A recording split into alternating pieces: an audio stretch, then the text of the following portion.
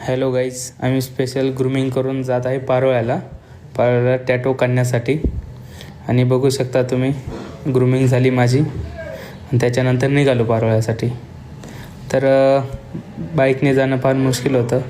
तिथून 4 व्हीलर घेतली, मावशीच्या मुलाला घेतलं सोबत आणि निघालो आम्ही पारोळ्याला. आणि पारोळ्याला स्पेशल 150 किलोमीटर लांब आहे आमच्या गावापासून. आणि डिझाईन सिलेक्ट केली टॅटोची, बँड काढायचा होता आणि खूप एक्साइटमेंट होतो की कशी होणार टॅटो, फर्स्ट टाईम काढत होतो त्याच्यामुळं. आणि बाकी रेडी करत आहे टॅटोसाठी. आणि टॅटो काढण्यासाठी स्टार्ट झालं.